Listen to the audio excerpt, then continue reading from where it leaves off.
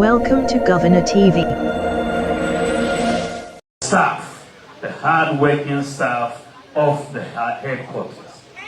There's so much work you do, and many people don't see the work you do because they are not observant of what you are doing. But you are doing very important work, and you keep us going as we go in the field, going round. And so I thought that I should come and say a personal thank you to all of you. You've been very, very, very supportive. And I have recognized this, and for some time now, I have been supportive of the salaries of a few of the women who are here. And I will continue to be supportive of you and even go further in that regard. I also want to, I also want to thank my running mate and my campaign team for their full support. They've done very, very well across this campaign. The fact is, we worked very hard. We tried to get everybody involved. As you know, the General Secretary was the Director of Operations for the campaign. The Women's Organizer organized the women. The Youth Organizer organized the youth. The Nasara Coordinator handled the Zongo, and so on. So we tried to do as much as we could. Notwithstanding our hard work, however, we still suffered a heavy defeat. And when you look at what happened, you see that it was internal.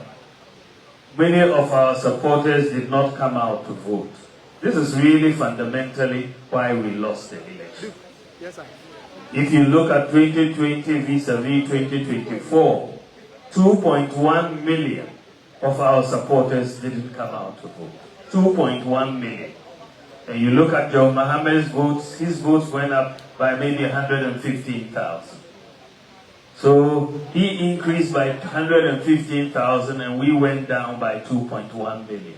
And that is basically why we did not win. So the key to victory going forward is within the MPP. It is within ourselves. Because we decided not to vote. So if we decide to vote, we would win. So the key is ourselves. It is ourselves. So that is what we have to understand and take going forward. When we finished the election, there were so many people who were given different reasons for why we lost. So many different reasons.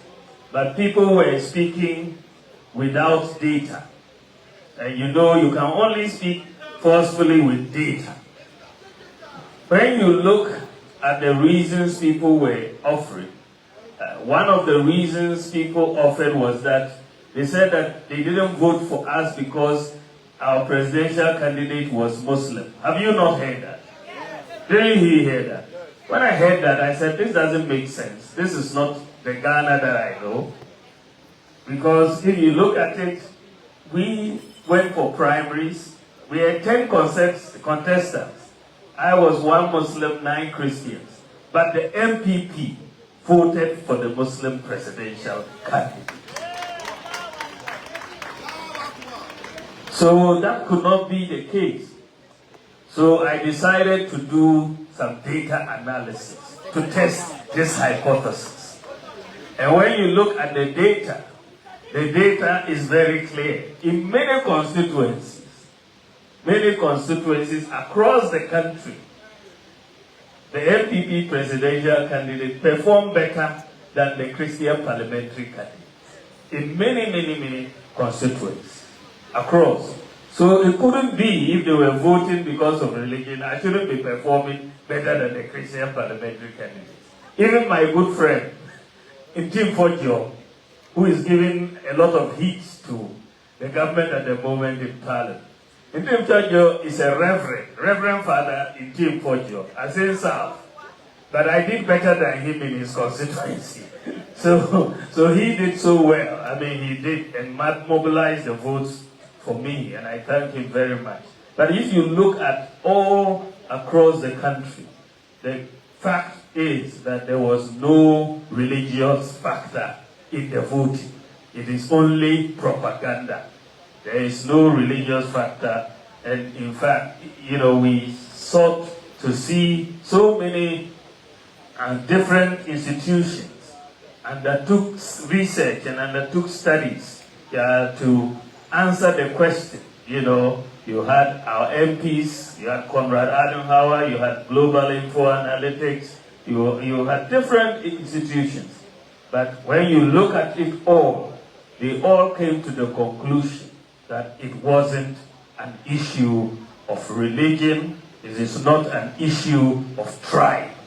Those two issues have been ruled out in all the findings from different surveys that have been done. So as a party, I'm very, very happy that, and as a country, I'm very, very happy that religion and tribe has not entered our political discourse. We should not therefore allow people to come in to play propaganda with religion and tribe. We are one nation. We will all go together and we will move, whether we are Muslims or Christians, we will all work together for the good of this country. And that is how we should try to get everybody going forward. I am very, very happy that Professor Michael Quay and his Elections Review Committee have submitted their report. We've waited for this report for a long time. And they delivered the report on time. And I must say that I am very happy with the Okwe report. It has put to bed a lot of the propaganda that was going around about exactly why we lost the election. And I'm very happy about that. What is important also is that they have made some very important recommendations for this party. And those recommendations have been forwarded to a constitutional review committee to then look at it and bring it back to NEC and National Council for us to then make certain changes. You can expect, without any doubt, that the delegate system is going to be changed. That we will change the current delegate system and allow more people to vote. And that give more rights to more people to come in and be part of the electoral college.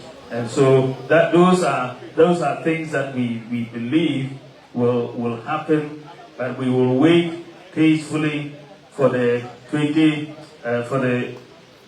to come back with its report. We will not try to preempt it, and once they come back with the report, we'll give the National Council the opportunity to get this sent to the National Conference for the decisions to be taken to amend the Constitution.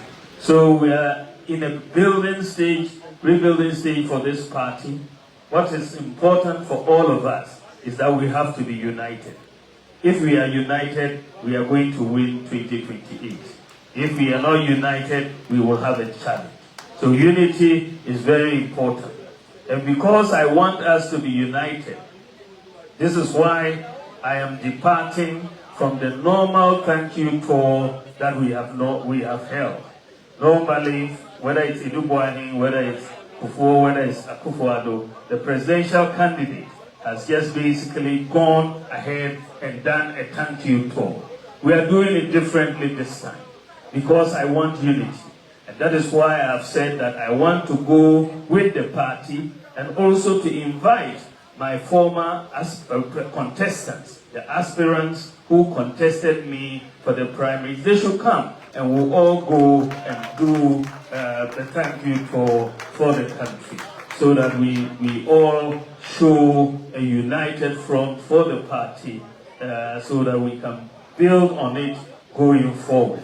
So that is my sense of what we are going to do. I want to thank all of you. Remember, unity is the key. It is not it's not time for primaries. And it is not about winning a primary. What we are doing is building a party machinery that can win the general election. That is what we should be doing. Building a party machinery to win the general election, not to win a primary. If you win a primary and you cannot win the general election, then it is a useless victory. It is a useless victory. It is a Pyrrhic victory. So let us build a machinery, make the party strong so that we can win the general election. And that is what we should be looking at as a party. We can only do that if we unite. Because united we will stand, divided we will fall. And that is something that my old father Tedam, would always remind us of. Uncle Tedam would always remind us that united we stand and divided we fall. And I remember him so fondly at this moment. So let's come together, and I know that the elephant is a winning symbol, and we are going to go ahead and win. Let us come together. God bless.